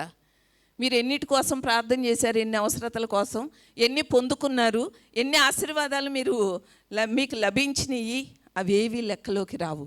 మరి ఏది లెక్కలోకి వస్తుందో తెలుసా? నా కొరకు మీరేం చేశారు, నా కొరకు మీరేం చేశారు. ఈ దేవుని కొరకు మన జీవితాలను ఏ రీతిగా ఖర్చు చేస్తే సరిపోతుందో ఆలోచించండి. ఎంతసేపు భౌతికపరమైన అవసరతలు, వాటిని గురించిన భారాలు, వాటినే చాలా బరువుగా, అవే మన మీద ఏదో చాలా పెద్ద సమస్యలుగా ఉన్నట్లుగా. యోబు సమస్యలు కూడా సరిపోవండి నేను పడే సమస్యలకి. కొంతమంది విశ్వాసులకి మాటలు ఎక్కువైపోయి, జ్ఞానం ఎక్కువైపోయి చెప్పే మాటలండి ఇవన్నీ కూడా. ఏం చేస్తున్నామండి మనం ఈ దేవుని కొరకు? ఎంత కంఫర్టబుల్గా ఈ దేవుణ్ణి ఆరాధిస్తున్నామండి. దేవుని మందిరాలకు వస్తే దేవుడు మనకిచ్చే సౌకర్యాలు చూడండి ఎంత బాగుంటున్నాయో, ఎంత అనుకూలంగా ఉంటున్నాయి. దైవదాసులు ఎంత కష్టపడుతూ ఉన్నారు దేవుని ప్రజలైన మిమ్మల్ని పోషించడానికి, మిమ్మల్ని దేవుడు ఆశీర్వదించిన వారిగానే మిమ్మల్ని చూడాలనే ఉద్దేశంతో ఎంత ప్రయాస, ఎంత వెల, ఎంత ఖర్చు, పెట్టుబడి ఏ ఏ రీతులుగా చేస్తూ ఉన్నారో ఒకసారి ఆలోచిస్తే, విశ్వాసులైన మీరు, దేవుని ప్రజలుగా ఉన్న మీరు కేవలము ఈ 4 గోడల మధ్యలో దేవుని సంఘములో మాత్రమే కాకుండా వెలుపలికి వెళ్ళి ఎంతవరకు మన ఈ జీవితాలను ఈ దేవుని కొరకు ఖర్చు చేస్తూ ఉన్నాం. ఆదివారం ఆరాధన అంటే మన సమయాలను ఎలా వినియోగించుకుంటూ ఉన్నాం, దేవుని సన్నిధిలో మనం పెట్టే పెట్టుబడి ఏ రూపంలో ఉంటూ ఉంది, ఏ రీతిగా మనము వెల చెల్లిస్తూ ఉన్నాం.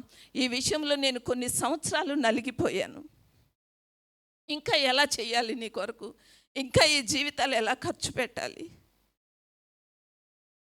ఇంకా నశించిపోతున్న ఆత్మలను నీ కొరకు సంపాదించాలంటే నేనేం చేయాలి, నేను ఎలా పాటుపడాలి, అలాగే సంఘానికి, దేవుని సన్నిధికి వచ్చే దేవుని ప్రజల విషయంలో నేను ఎటువంటి వెల చెల్లించాలి. నాన్నగారు ఎప్పుడు చెప్తూ ఉండేవారు, మీరు ఎటువంటి బండెడు మట్టి కొనడానికి సరిపడిన వెల మీరు చెల్లిస్తే మీకు బండెడు మట్టే దొరుకుతుంది, కానీ ఆ వెలతో మీరు బండెడు వెండిని కొనుక్కోలేరు. అలాగే మీరు బండెడు వెండి కొనుక్కోవడానికి మీరు వెల చెల్లిస్తే బండెడు వెండే కొనుక్కుంటారు, కానీ బండెడు బంగారాన్ని మీరు సంపాదించుకోలేరు. ఓ సందర్భంలో ఈ మాట చెప్తూ ఉన్నప్పుడు నేను దేవుని కొరకు ఏం ఖర్చు ఏం వెల చెల్లిస్తూ ఉన్నాను అని ఆలోచించుకుంటూ మేము ఇజ్రాయెల్ దేశం వెళ్ళాం ఒక 7-8 సార్లు. ఆ సంవత్సరం మేము 2011 వెళ్ళాము. 2012 సంవత్సరం జూన్ మాసంలో మాకు గొల్లపూడిలో ఉపవాసాలు ఆరంభమవుతాయి. ఆ ఉపవాస ప్రార్థనల్లో నేను మామూలుగా ప్రతి సంవత్సరము చేస్తున్నట్లే ఆ సంవత్సరం కూడా ఉపవాసం ఆరంభించాను. జూన్ 25 నుంచి మాకు ఆగస్టు 1 వరకు జరుగుతాయి. ఆగస్టు 1 లేదా ఆగస్టు 3 అట్లా జరుగుతాయి. ఆ సంవత్సరం ఆరంభించాను. ఆరంభించిన తర్వాత ఎందుకో ముగించబుద్ధి కాలేదు. సర్లే ఎక్స్టెండ్ చేద్దాం, మళ్ళీ సెప్టెంబర్లో గాయత్రి నగర్లో ఉపవాస ప్రార్థనలు ఉంటాయి కదా, అప్పటి వరకు చేద్దామని మొదలుపెట్టాను. ఆ సంవత్సరం మేము ఇజ్రాయెల్ దేశం వెళ్ళాం. ప్రభువు శోధించబడిన 40 రోజులు ఉపవాసం ఉండి శోధించబడిన శోధనల కొండ దగ్గరికి వెళ్ళినప్పుడు ఆ గైడ్ ఒక ఆయన మా చుట్టూ నిలబడి మాట్లాడుతూ, ఇక్కడ ప్రభువు శోధించబడిన ఈ కొండ దగ్గరకే ఒక ఆయన వచ్చి ఒక 40 సంవత్సరాలు ఆయన ఇక్కడే సమయాన్ని గడిపి ఉపవాసంలో ఉండి ఇక్కడే చనిపోయి సమాధి చేయబడ్డాడు. అది ఈ ఇజ్రాయెల్ దేశంలో చాలామంది చాలా గొప్పగా చెప్పుకుంటారండి ఆయన చేసిన త్యాగాన్ని బట్టి అని ఆయన మామూలుగా క్యాజువల్గా చెప్పేస్తున్నారు. అది నా మనసులో ఎందుకో హత్తుకుంది, అది అట్లా నాటుకుపోయింది. ఎవరో ఒక ఆయన ఇజ్రాయెల్ దేశంలో ఆ కొండ మీదకి వెళ్ళి 40 సంవత్సరాలు ఈ దేవుని కొరకు ఆయన సమయాన్ని, ఆయన జీవితాన్ని ఖర్చు చేసి కనుమరుగైపోయాడే. మరి మన జీవితాలు ఇంకెంత విలువైనయో కదా.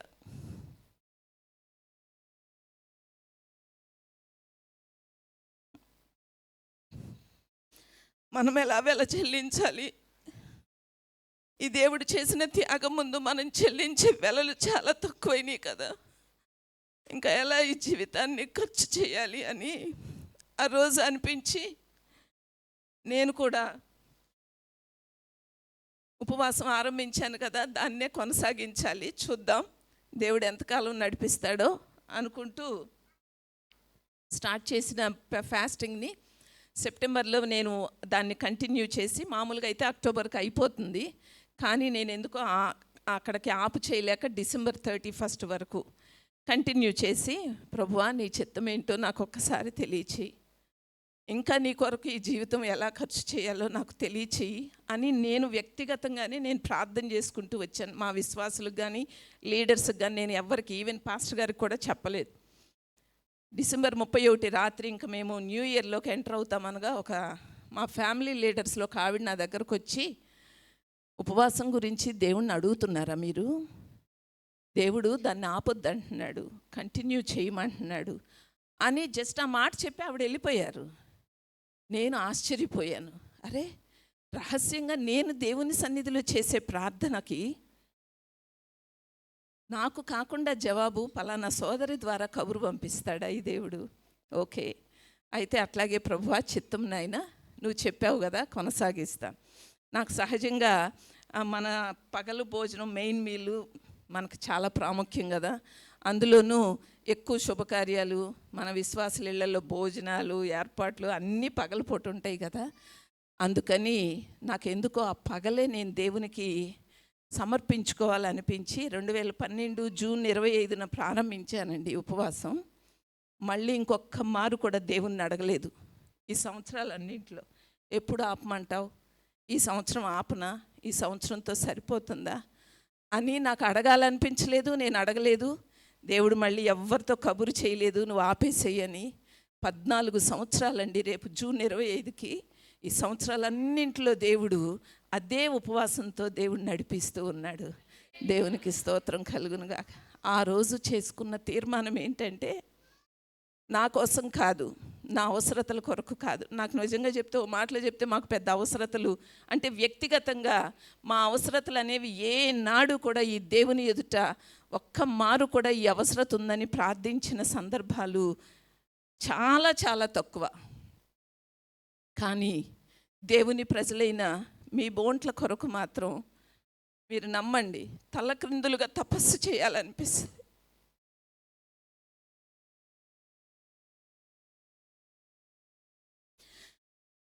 దేవుని సన్నిధికి వచ్చే దేవుని ప్రజలైన వారి జీవితాలలో నేను ఎప్పుడు మా సమాజంలో చెప్తా, మీరెవ్వరూ ఉపవాసాలు చేయొద్దు, మీరందరూ మీకున్న బాధ్యతలను మీరు సక్రమంగా నిర్వర్తించుకుంటూ ఈ భక్తిని చాలా జాగ్రత్తగా నిష్ఠతో పత్యంతో జీవించండి చాలు, మీ అందరి కొరకు నేను వెల చెల్లిస్తానని చెప్పి నేను ఎప్పుడు కూడా మా సమాజంలో చెప్తూ ఉంటాను.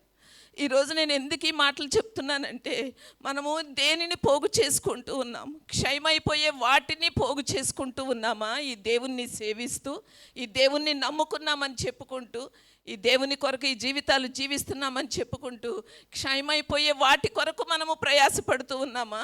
లేక అక్షయమైన ఆహారాన్ని మీరు సమకూర్చుకోమని ప్రభువు సెలవిచ్చిన మాటకు మనందరి జీవితాలు కూడా ఎలా మనం జీవిస్తూ ఖర్చు చేస్తున్నాం అనేది మనం వేసుకోవాల్సిన ప్రశ్న. ఈ 14 సంవత్సరాల్లో మా సమాజంలో ఉన్న కుటుంబాల్లో దేవుడు చేసిన కార్యాలండి ఆశ్చర్యం, అద్భుతమైన కార్యాలు. అవి మీరు ప్రార్థన చేస్తే జరిగినాయండి అంటే నేను మళ్ళీ చెప్తున్నాను, అవి నాకు నా దేవునికి మధ్యలో నేను చేసుకున్న నా యొక్క కమిట్మెంట్, అది నా సమర్పణ, అది అంతేకాని ఇది ఎవరిని ఏ మనిషిని కూడా మెప్పించడానికి కాదు. కోవిడ్ టైంలో డాక్టర్స్ అన్నారు, మీరు ఫీస్టింగ్ చేసుకోకూడదు, ఫాస్టింగ్ చేయకూడదండి, మీ డైట్ని మీరు చాలా, అందరికీ చెప్పింది, నా ఒక్కదానికి చెప్పిన సలహా కాదు అది, డైట్ని మీరు చాలా జాగ్రత్తగా మెయింటైన్ చేసుకోవాలన్నారు. నేను నా రెగ్యులర్ చెకప్స్ కానీ, అలాగే నేను నా యొక్క ఈ బ్లడ్ టెస్ట్లు కానీ ఏది చేయించుకున్నా విచిత్రం ఏంటంటే, ఏనాడు ఏ లెవెల్స్ తక్కువ లేవు ఎక్కువ లేవు, అన్నీ కూడా చక్కగా ఎట్లా ఉండాలో పర్ఫెక్ట్గా. మీరు ఫుడ్ తీసుకోకుండా మీకు బ్లడ్ ఇంత % ఎలా ఉంటుందండి అని అడిగారు ఒక డాక్టర్ గారు. అంటే నేను అన్నాను, అంతేనండి, ఫాస్టింగ్ చేయడం వల్ల నా బాడీలో బ్లడ్ అట్లా ప్రొడ్యూస్ అవుతుందన్నమాట అంటే. నిజంగా చెప్తున్నాను, ఆయన ఆశ్చర్యపోయారు. మనం సంపాదించుకునేవి నిజంగానే మనం లెక్క పెట్టుకుంటే 1, 2, 3, 4 వేళ్ల మీద ఉంటాయేమో, కానీ ఈ దేవుని కొరకు మనం ఖర్చు చేస్తే అవి వేళ్ల మీద లెక్కించడానికి సరిపోవు. వాటికంటే మించినవిగా, లెక్కకు మించినవిగా ఈ దేవుని యొక్క కార్యాలు తన ప్రజలైన వారి జీవితాలలో జరుగుతాయని, అటువంటి ఆహారం కొరకు కష్టపడమని ప్రభువు ఆ రోజు శిష్యులకు మళ్ళీ ఇంకొక గొప్ప ఆజ్ఞనిచ్చినట్లుగా చెప్తూ ఉన్నాడండి. నా కొరకు సిద్ధం చేయబడిన ఆహారము వేరే ఉంది. మీరు ఊళ్ళోకి వెళ్ళి తీసుకొచ్చిన ఆహారం ఓకే, అది మీరు తినండి. కానీ నా పని ఏంటయ్యా అంటే, నేను ఒక స్త్రీకి సువార్త చెప్పడం అనే ఆహారము ద్వారా నేను తృప్తి పొందుతూ ఉన్నాను. మీరు ఊళ్ళో నుంచి తెచ్చుకున్న ఆహారం ద్వారా మీరు తృప్తి పొందండి. కానీ నేను మాత్రం ఒక స్త్రీకి, ఒక పాపాత్మురాలైన స్త్రీకి సువార్త చెప్పడం ద్వారా తండ్రి చిత్తము ఏ రీతిగా అయితే నన్ను ఇక్కడికి నడిపించిందో ఆ చిత్తాన్ని నెరవేర్చడం ద్వారానే నాకు తృప్తి, దాని ద్వారానే నా ఆకలి తీర్చబడుతుంది. అందుకే ప్రభువు సెలవిచ్చాడు, మొదటగా నా నీతిని, నా రాజ్యమును వెతకమన్నాడు. ఎంత తేలిగ్గా ఉంటుందో కదా మాట మనం చెప్పడం. కానీ ఒకసారి ఆలోచించండి, మొదటగా ఆయన నీతిని, ఆయన రాజ్యమును వెతకడం. ఓ జీవితం ఖర్చు అయిపోవాలండి. ఆయన నీతిని, ఆయన రాజ్యాన్ని వెతికి ఆ నీతి కొరకు, ఆ రాజ్యం కొరకు ఈ జీవితం ఖర్చు చేస్తే అప్పుడు కానీ దానిని మనం నెరవేర్చిన వారం కాలేం. అప్పుడు అవన్నీ కూడా అనుగ్రహించబడతాయి అన్నావు కదా ప్రభువా. మనం ఏం కోరుకుంటాం? అవన్నీ ఇచ్చేసేయి ముందు, ఆ తర్వాత నీ నీతిని, నీ రాజ్యాన్ని వెతుకుతాను. అక్షయమైన ఆహారం కొరకు కష్టపడండి. మీరు, మీ కుటుంబాలు బాగుండడం, చక్కగా సౌఖ్యంగా సుఖవంతంగా ఉండడము ఎంత ప్రాముఖ్యమో, అలాగే ఈ దేవుని ఇల్లు కూడా బాగుండాలి. ఈ దేవుని కుటుంబం కూడా వృద్ధి చెందాలి. ఈ దేవుని కుటుంబంలో కూడా మనం దేవుని కొరకు చేసిన కార్యాలు ఇదిగో ఈ గోడల మీద వ్రాయబడాలండి. ఇదిగో ఈ స్క్రీన్స్ మీద డిస్ప్లే చేయబడాలండి. మన నోటి ద్వారా, సాక్ష్యము ద్వారా బయలువెడలాలండి. అవి అనేక మంది ఎదుట నా దేవుని యొక్క గొప్పతనం అంటే ఇదిగో ఇలా ఉంటుందని చూపించే గొప్ప కార్యాలుగా ఉండాలనే సంగతిని సువార్త ద్వారా ఏ ప్రకటన అయితే ఈ సమరయ స్త్రీ ద్వారా ఆ గ్రామంలోనికి వెళ్ళి చాటి చెప్పబడుతూ ఉందో, దాని ద్వారా ఎలా అయితే ఆ ఊరంతట్లోనూ కూడా ఒక గొప్ప సంచలనం వచ్చిందో, అలాగే ఇదిగో ఇక్కడ కూర్చున్న ప్రతి ఒక్కరి ద్వారా ఈ దేవుని యొక్క రాజ్యము వ్యాప్తి చెందాలి. దేవునికి స్తోత్రం కలుగునుగాక. అలాగే ఆ తర్వాత చూసినట్లయితే 35 నుంచి 39 వరకు ఉన్న వచనాలు, 38 వరకు ఉన్న వచనాలు చూసినట్లయితే,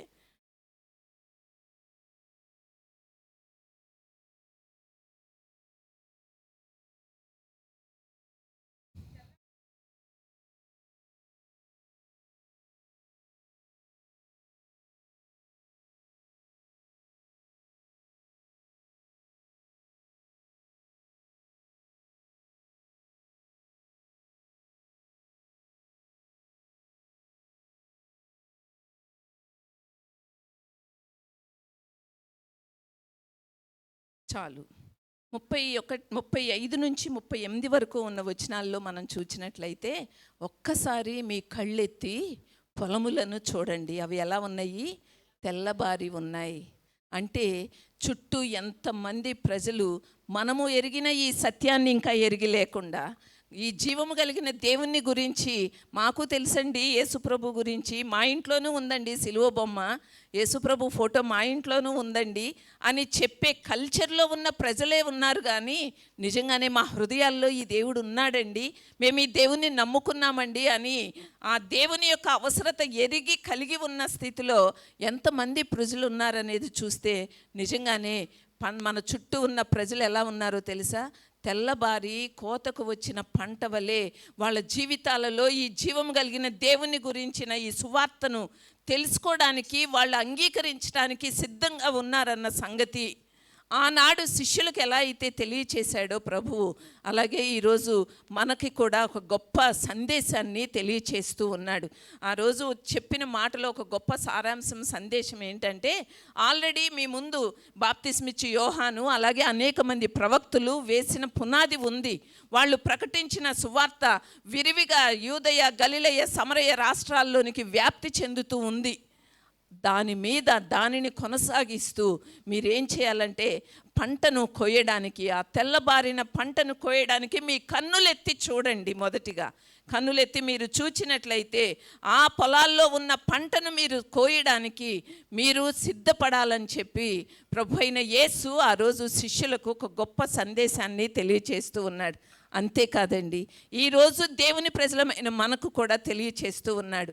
ఇవన్నీ కూడా అంత్య దినాలని, చివరి రోజుల్లో ఉన్నామని, ఎప్పుడు దేవుని రాకడ వస్తుందో లేక మనం ఎప్పుడు దేవుని సన్నిధికి ఎత్తబడతామో తెలియని ఈ సీజన్లో, అంటే ఈ దినాల్లో అంతా కూడా అనిశ్చితంగా ఉన్న ఈ దినాలలో చుట్టూ చూస్తే భయాలు, యుద్ధాలు, వాతావరణాలు ఎన్నో ప్రతికూలంగా మనకు కనపడుతూ ఉన్నప్పటికీ కూడా మనకు అనుకూలమైన సమయం ఏంటో చెప్పమంటారా?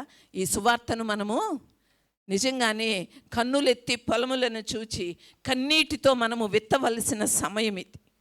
మనం ఎప్పుడైతే కన్నీటితో విత్తుతామో ఆ తర్వాత మరలా మనము సంతోషగానముతో పంట కోసే రోజు వస్తుందండి.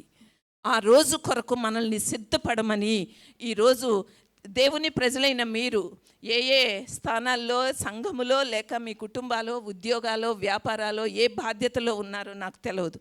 కానీ మీరు మాత్రం ప్రతి ఒక్కరూ కూడా ఈ సువార్త ప్రకటనలో మెలకువ కలిగి ఉండాలని, దాని కొరకు మనము ఎలా మేల్కోవాలి, ఎలా మనము పురికొల్పుకోవాలి, ఎలా మనందరము కలిసి పని చేయాలి అనే ఒక గొప్ప ఉద్దేశాన్ని మీరు మహిళగా మీరందరూ కలిసి చేయవలసిన కర్తవ్యం ఏమై ఉన్నదో, మీ ముందు తెల్లబారి పంటకు వచ్చిన పొలాలను చూచి దేవుని సన్నిధిలో మీరు వెల చెల్లిస్తూ, విజ్ఞాపన చేస్తూ, ప్రార్థిస్తూ, అలాగే ఈ సువార్తను ప్రకటిస్తూ ఈ లోకంలో మీరందరూ కూడా సాక్షులుగా జీవించాలని ప్రభు పేరట తెలియచేస్తూ ఉన్నాను.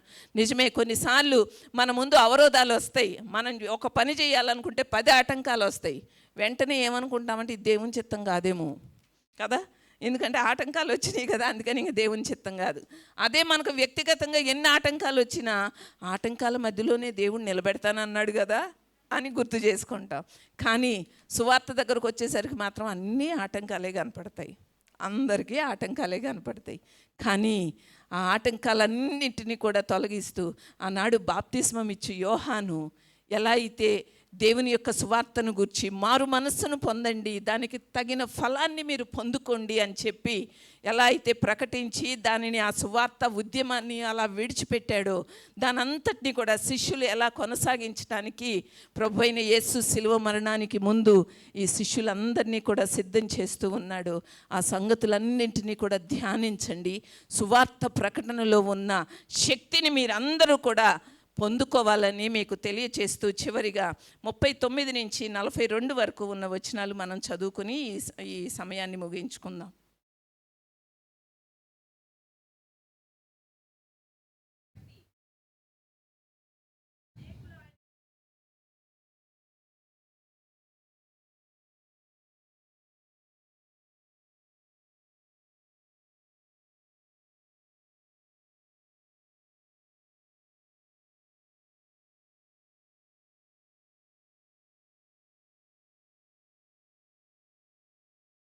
చాలు. అసలు ఆ రోజుల్లో స్త్రీలకున్న స్థానమే చాలా అధమాధమ స్థితిలో ఉండేది. అటువంటి స్థితిలోనూ మరి ముఖ్యంగా ఒక సమరయురాలు తన ఊరిలో ఒక సాక్ష్యం అంటూ కలిగి లేని, ఒక విలువ లేని, ఒక పాపాత్మురాలుగా ఎంచబడిన ఒక జీవితము ఎలా మార్పు చెంది ప్రభావితమయ్యి ప్రభు యొక్క మాటలకు తన జీవితాన్ని, తన క్రియలను, తన ప్రవర్తనను అన్నింటినీ కూడా మార్చుకుని ఊరిలోనికి వెళ్ళి సాక్ష్యం ఇస్తేనంటండి, ఆ మాట కంట ప్రజలందరూ కూడా యేసును చూడడానికి వచ్చారంట. అసలు ఆ మాట ఎంత ఆకర్షణగా ఉందో నాకు. అరే, మనం ఓ మాట మాట్లాడితే మనల్ని చూసి పెదవిరిసే వాళ్ళు ఉంటారు, మూతులు ఇరిసే వాళ్ళు ఉంటారు, కళ్ళు ఎగరేసే వాళ్ళు ఉంటారు, కళ్ళు చిట్లిచ్చే, ఎన్ని రకాల మనుషుల్ని చూస్తామో కదా మనం. కానీ ఆ రోజు ఆ స్త్రీ చెప్పిన మాటలో ఏముంది ఆకర్షణ, ఏం ఆకట్టుకుంది ఆనాటి గ్రామాన్ని, సుఖార్ అనే గ్రామంలో ఉన్న ప్రజలను ఆ స్త్రీ చెప్పిన మాటల్లో ఉన్న దేనిని ఆకట్టుకుని ఆ రీతిగా యేసును చూడడానికి తీసుకొచ్చిందంటే ఒకే మాట అండి. మొదటి నుంచి చివరి వరకు నేను చేసినవన్నీ నాతో చెప్పాడు, నేను చేసినవన్నీ నాతో చెప్పాడు. ఎంత గొప్ప మార్పు కదా. ఎంత గొప్ప చైతన్యమో కదా. అది కూడా అంతరంగములో, కేవలము బాహ్య సంబంధమైన ఆచారాలలో మార్పులు కాకుండా అంతరంగంలో వచ్చిన చైతన్యం, మార్పు, అది తన జీవితంలో ఎలా అయితే జరిగిందో దాని అంతటినీ ప్రజల ముందు ఎలా బట్టబయలు చేసి అందరి ఎదుట కూడా కనుపరిచిందో, దాని అంతటిని బట్టి ఎలా అయితే ఊరందరూ కూడా యేసును చూడడానికి వచ్చారో, మరి మీ వెంటబడి ఎంతమంది వస్తూ ఉన్నారు? అసలు ఎంతమందికి మనం చెప్తూ ఉన్నాం? చాలామంది విశ్వాసులలో ఉన్న, నేను పెద్ద రుగ్మత, పెద్ద జబ్బని నేనైతే అన్నగాని ఎంతో కొంత బిడియమండి. మనం అడిగినా కానీ వాళ్ళు రారు. మనం అసలు అడగడమే అనవసరం, వాళ్ళకి చెప్పడమే అనవసరం. ముందే మన యొక్క ఎజంప్షన్స్ అనమాట ఇవన్నీ కూడా. వాళ్ళకి చెప్పడం అనవసరం, అటువంటి ప్రజలకు అసలు మనం చెప్పనక్కర్లేదు, వాళ్ళకి అన్నీ తెలుసు, మనం చెప్పకముందే తెలుసు. కానీ అవసరతలో ఉన్న ప్రజలు మన చుట్టూ కోకొల్లలుగా ఉన్నారు. ఉదయం లేచిన దగ్గర నుంచి నండి చుట్టూ ఉన్న మనుషుల్ని వాళ్ళ యొక్క అవసరతలు చూస్తూ ఉంటే నిజంగానే వాళ్ళల్లో ఎంతైనా ఏది కొదువుగా ఉందో దానిని వాళ్ళకంటే కూడా దేవుని ప్రజలమైన మనమే ఎక్కువగా గుర్తించగలిగే సందర్భాలు, సమయాలు వస్తూ ఉన్నాయి. మొన్న మేము డిసెంబర్ సీజన్లో కమ్యూనిటీ క్రిస్మస్ అని పెట్టాం గాయత్రి నగర్లో.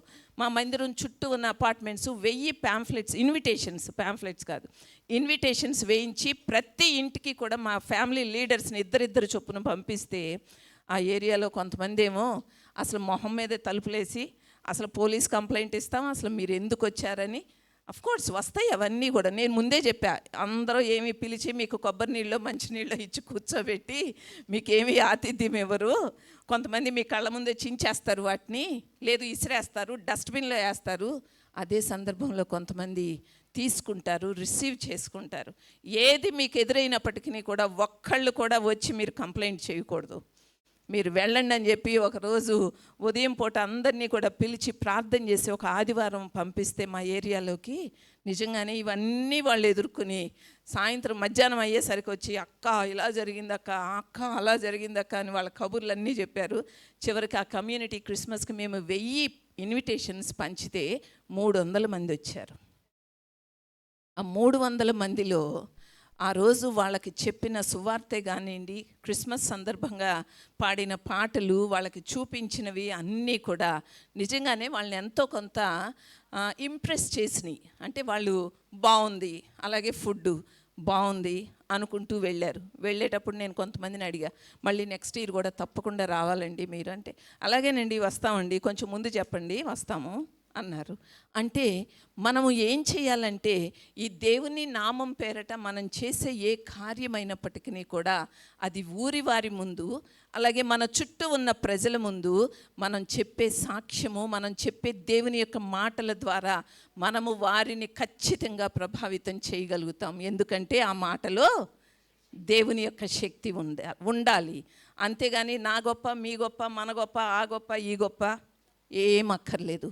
ప్రభు అయిన యేసుక్రీస్తుని కూర్చిన ప్యూర్ గాస్పుల్ని, అస్సలు సిసలైన సువార్తను ప్రకటించే దేవుని యొక్క సైన్య సమూహము వలె మనం ఎప్పుడైతే పని చేయగలుగుతామో, అక్కడే ఏ పంట అయితే కోతకు వచ్చి ఉందో ఆ పంట అంతటిని కూడా సమకూర్చుకుని సంతోషగానముతో, ఆనందగానముతో గంతులు వేసే రోజులు దేవుని ప్రజలమైన మనకు ఈ దేవుడు సిద్ధం చేసే కాలంలోనికి మనం వచ్చామన్న సంగతిని గుర్తుంచుకుని, మనకి ఇంకెక్కువ సమయం లేదు, సమయం అయిపోతూ ఉంది. ఇప్పటికే చాలా సమయం గడిచిపోయింది. ఇంకా మన ముందు ఎంత కాలం ఉంటుందో తెలియదు. ఈ సువార్తకి ఇటువంటి ద్వారాలు తెరవబడి ఇంకా ఎంత కాలం ఉంటుందో మనకు తెలవదండి. ఒకవేళ మన ఇంట్లో కూర్చుని భక్తి చేసుకునే రోజులు ఉంటాయేమో, కానీ మనం బయటకు వెళ్ళి ఈ దేవుని యొక్క మాటలను ప్రకటించే రోజులు మన ముందు ఇంకా ఎంతకాలం ఉంటాయో తెలవదు. కాబట్టి సమయం ఉండగానే పగలున్నంత వరకు కష్టపడమని చెప్పిన ప్రభు యొక్క మాటను ఈరోజు మీరు చేతపట్టుకుని, ఓ సమరయురాలైన ఒక స్త్రీ ఎలా అయితే తన మాట చేత ఆ గ్రామాన్ని ఆకర్షించుకుని ప్రభు అయిన యేసు దగ్గరికి తీసుకొచ్చిందో, ఆయనతో పాటు వారితో పాటు 2 రోజులు ఉండమని అడిగి, ఇంకా ఆ స్త్రీ చెప్పిన మాటలను బట్టి కాకుండా వాళ్ళంతటా వాళ్ళే ఈ యేసును అంగీకరించారంట. ఎంత గొప్ప అద్భుతమైన కార్యం అండి అది. అబ్బా, ఆ రోజులు మనకు వస్తే బాగుండు అనుకుంటున్నారా? ఆ రోజులు ఉన్నాయి మన ముందు, ఆ సమయాలు ఉన్నాయి మన ముందు. కానీ వాటిని మనం ఎంతవరకు వినియోగించుకుంటున్నాం అనేది ఒకంత పరిశీలన చేసుకుంటూ, యేసు యొక్క పునరుత్థానములో మనకి గొప్ప గొప్ప వ్యక్తులు కనపడడం కంటే కూడా మనకు స్త్రీలు కనపడతారు. యేసు యొక్క శిలువ దగ్గర స్త్రీలు కనపడతారు, సమాధి దగ్గర స్త్రీలు కనపడతారు, అలాగే పునరుత్థానములో స్త్రీలు కనపడతారు. వాళ్ళందరూ వెళ్ళి ఏం చేశారు? ప్రభు యేసుక్రీస్తు మొదటిగా మరియకు కనపడి ఏమని చెప్పాడు? వెళ్ళి మన సోదరులకి చెప్పు ఈ మాట. ఏ మాట? యేసు తిరిగి లేచాడనే మాట. అంటే ఎవరికి అప్పగించబడిందో తెలుసా ఈ బాధ్యత? నమ్మకస్తులైన, సమర్థవంతులైన, సమర్పణ కలిగిన, అంకిత భావం కలిగిన స్త్రీలైన వారికి అప్పగించబడింది ఏంటయ్యా అంటే, ఓ స్త్రీ మేలుకో అని చెప్తూ అప్పగించబడింది ఏంటయ్యా అంటే, మీరు వెళ్ళి సర్వలోకమునకు వెళ్ళి సర్వ సృష్టికి కూడా సువార్తను ప్రకటించండి, అనేక మందిని శిష్యులుగా చేయండి. ఇదేనండి దేవుడు మనకు అప్పగించిన పని. హోంవర్క్ ఏదైనా ఉంటే, పిల్లల హోంవర్క్లు మర్చిపోండి, మనకు అప్పగింపబడిన హోంవర్క్ ఏదైనా ఉంటే ఆయన రాజ్యపు పనిని, ఆయన ఇంటి పనిని మనకి ఏదైతే అప్పగించాడో ఆ పనిని చేయడంలో ఇక్కడున్న దేవుని ప్రజలైన మీరు మీ దైవదాసులతో, మీ పాస్టర్ గారితో కలిసి పని చేయడం ద్వారా మరిన్ని ఆత్మలను, నశించిపోతున్న ఆత్మల్ని ప్రభు కొరకు సంపాదించే సువార్త పత్రికలుగా, అంతేకాదు శక్తివంతమైన సాక్ష్యముతో మీ యొక్క నోటి మాటతో అనేక మంది ప్రజలని దేవుని కొరకు సంపాదించే జ్ఞానవంతులుగా, వివేకవంతులుగా దేవుడు చేయాలని కోరుకుంటూ నా మాటలు ముగిస్తూ ఉన్నాను. దేవుడు మిమ్మల్ని, మీ కుటుంబాలను, అలాగే మీ సంఘాన్ని దేవుడు బహుగా దీవించి ఆశీర్వదించునుగాక.